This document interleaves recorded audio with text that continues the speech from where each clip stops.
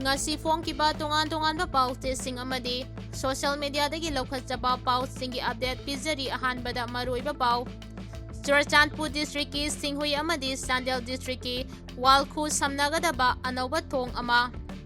Narolda Manipur river mathakta saramle drug mafia singna sponsor tawraga saramba yabagi singnaba lay hairi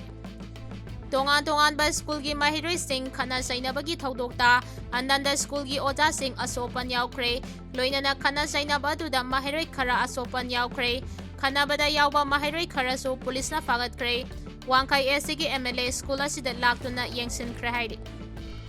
Naga mitai area da thonglak-lagana sakhangdaba Kuki gi area da thonglak-lagana Kuki militant media singna pias oina pau phonge haina Kuki Cso Nungaitab Fongdokkhre Pokpa kuidriba tha amaromda ngairiba angang ama Khumalampakta lairiba District Child Protection Unit ki gate da hundoklamle hairi angang adu haukiba June 19 gi numit yungba matung pungkhairom taba matamda thengnarakibani hairi Manipur ki hanagi Chief Minister and Biren ki official account gi delokhatsage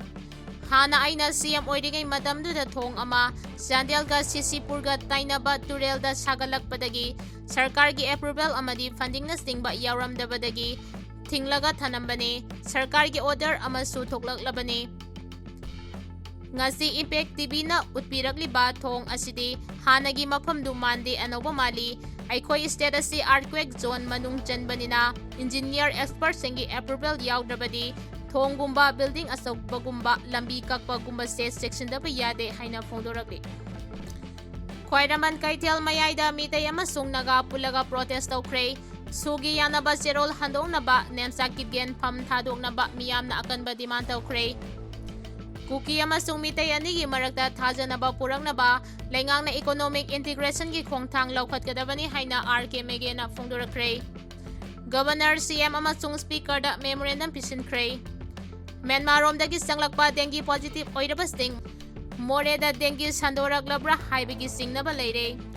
Maharashtra da ka henna kanba mawongda nong subadagi nong makhaktada miyoi 13 sire Private school onto haningbagi natraga laingaki mahaisang muthanaba honaribra haina MSF na hangdakhre Haukiba pung 12 da miyoi ani dengue positive oire PHED na lokaliba thabak sing miyam da khangalagli Imphal Terrace Project Chada Yankhai gi sang da loisilakle haina PHED na Fongdokkhre Tungda yamna kanaba project oibana lambi sathok chasinda thengnariba awaba sing matam kharaga khangmina kisi hairi Hauzik pau sandongna pizari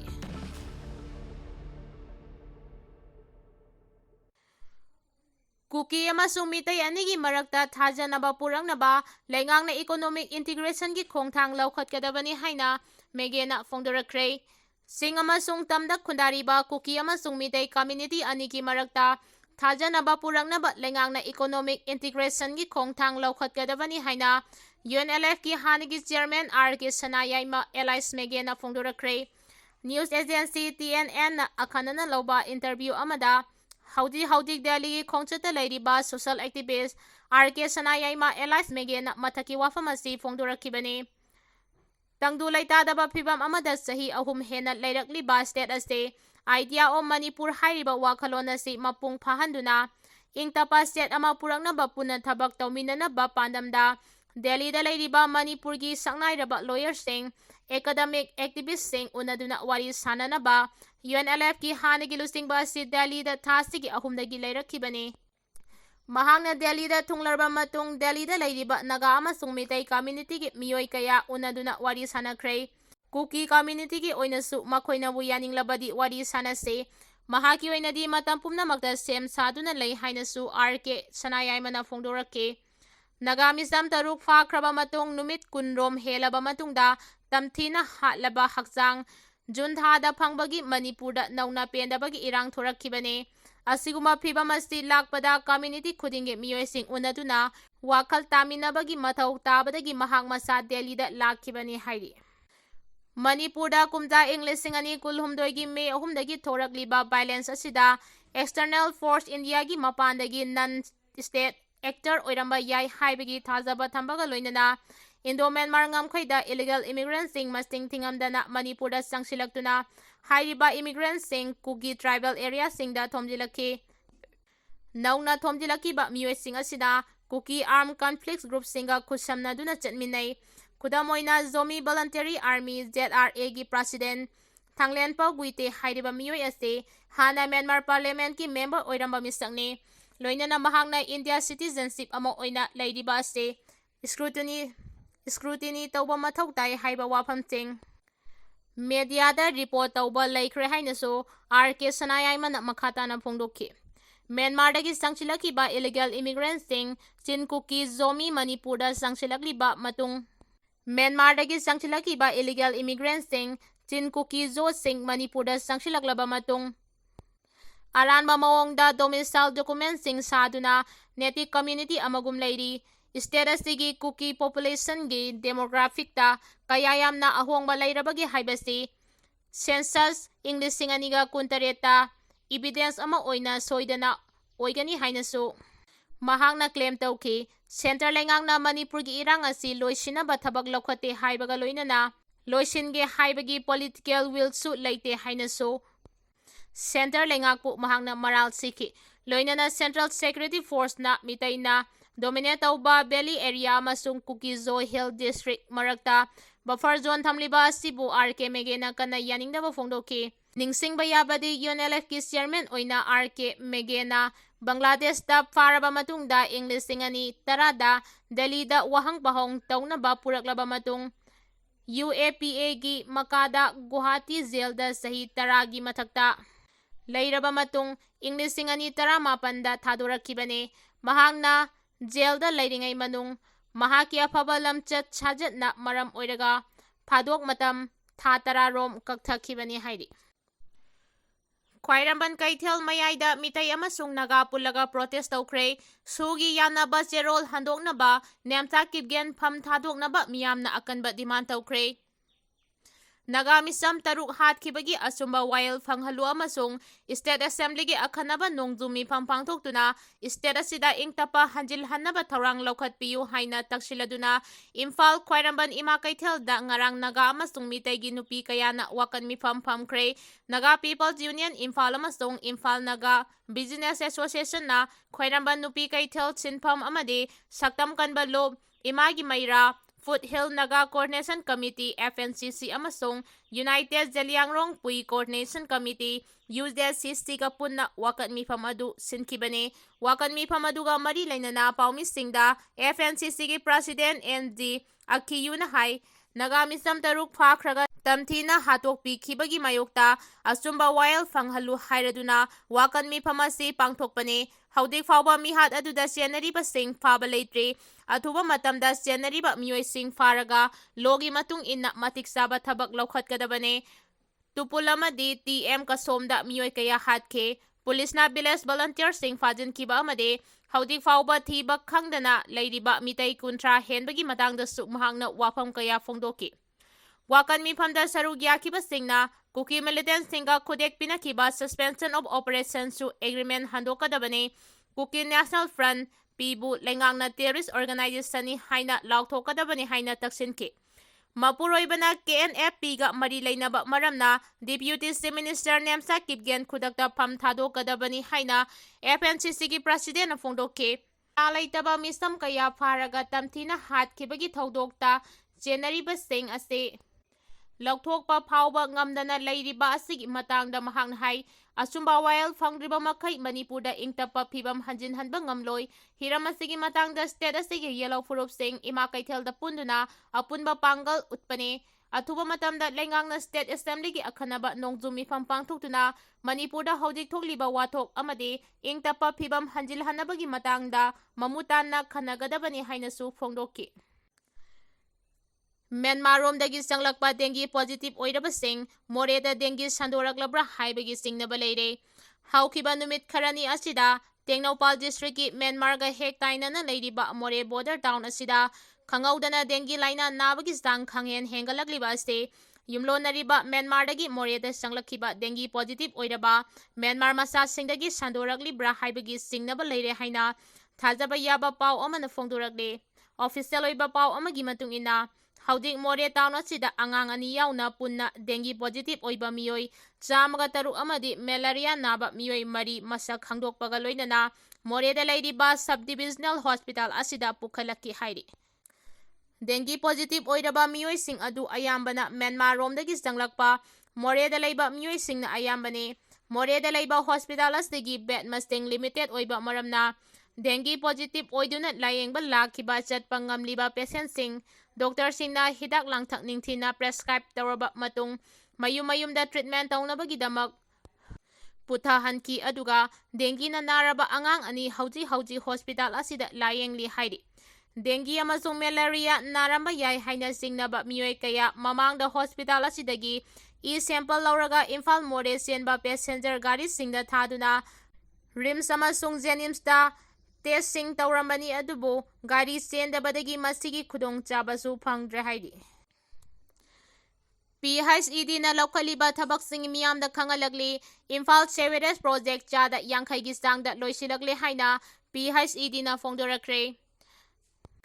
Tungda yamna kanaba project oibana lambi satok chasinda thengnariba awabasing matam kharaga khangminakisi PHE department na lokhaliba amadi lokhanaba honariba thabaksing mapung phana khangminabagi matangda DIPR na sinduna mida press program ama ngarangni taipa suthekta loiba DIPR gi auditorium da pangthokre. Paumi singa unaba aduda PHED gi maikeida additional chief engineer Dorendra Rajkumar, SETH Bebina Devi, SEL Iris Singh, EETH Pika Singha Sarugyaki, Tharamaduda Department Asigi Official Singi Maike Degi, Rural Amadi Urban Water Supply Scheme Singh, Sewerage Project Amade,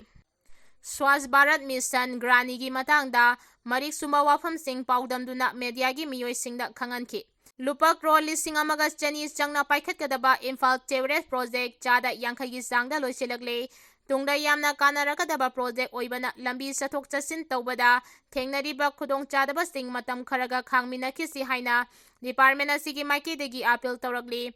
Project asi paikhatpada lambi tawkhaiduna pipe phumdaba yadabana lambigi khudong chadaba thengnabane kari karamba pambai sizinaduna athubada miyamgi afaba lambi pinaba department ki maikidagi honari haina department asigi superintendent engineer TH Babinana Fongdokkhre. Maharashtra da kahena kanba nong chubadagi nongma khaktada miyoi 16 sire. Maharashtra da kahena kanba mawongda nong churakpadagi nongma khaktada miyoi 16 sire. Nong na maram oiraga Mumbai, Thane, Palghar, Pune, Nasik amasung Konkon region gi mafam ayambada mahausagi punsida chauna akaiba thohankhre. Nong kana churakpana mafang kayada ising tungsinduna leibaga loinana landslide thokpadagi miyamna chathok chasin tawbada chauna khudong chadaba mayonari Mumbai, Pohapur, Satar, Sinburdurga amasung Ratanagiri districta makhatana kanba mawongda nong churakpa yabagi phibam leibadagi Indian Meteorological Department na orange alert lauthoke.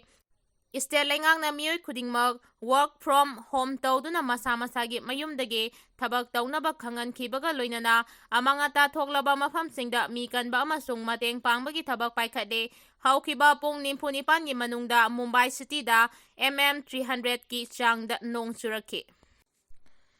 Governor CM amasung Speaker da Memorandum Pisinkre. State asida hauzik thokliba misimina amasung tangtadaba phibamsing asiga mari leinana ngarang Naga People's Union Imphal, INBM, Foothill Naga Coordination Committee, Khwairaman Nupi Kaithel, Joint Tribe Council Manipur, Imagi Maira amasung CCRR na puna chathakiba wakan mifam adugi manungchana Manipur isugi matangda yamna kupna khanaduna tongan-tonganba warep kaya lauduna madubu thabakta athubada onthoknaba Governor CM amasung Speaker da Memorandum Pisinkre. Memorandum aduda yauriba warol singde nagamisam taruk leilon baifai-dagi fakraga tamthina hathibagi thawong ado